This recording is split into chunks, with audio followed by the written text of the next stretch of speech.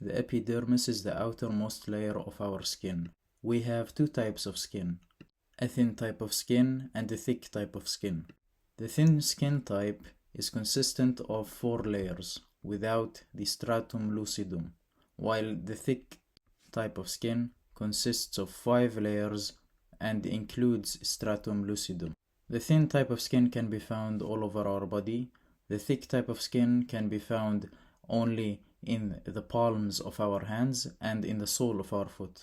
We will start with the stratum basale, the basal layer. It is located in the deepest layer.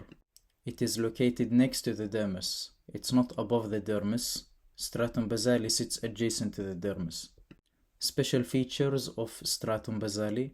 This layer contains stem cells that consistently divide to produce new skin cells, replenishing the upper layers. In stratum basale, we can find melanocytes and Merkel cells. The melanocytes in this cell layer produce melanin, the pigment responsible for skin color, which also protects against UV radiation. Merkel cells, these are specialized cells for sensation, especially fine touch. Now we will talk about stratum spinosum, which is located above stratum basale. Special features. Cells here have a spiny appearance under a microscope due to the presence of desmosomes. Desmosomes are protein structures that hold cells together. We can also find here the Langerhans cells, which are part of the immune system. These cells help defend against pathogens and foreign substances. Keratin production. Cells start to produce keratin, a strong protective protein that reinforces the skin structure and helps make it waterproof. Stratum granulosum. It's a granular layer located above stratum spinosum. Special features. Cells in this layer start to die and flatten as they lose their nuclei. They accumulate keratohyalin granules which help bind the keratin fibers, strengthening the skin. Waterproof barrier.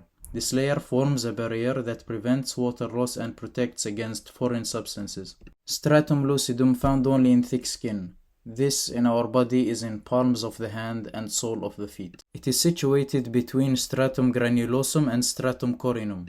Special features. Cells in this layer appear clear under a microscope due to a lack of nuclei and organelles. This layer provides an additional protective barrier and helps reduce friction and shear forces on thick skin areas.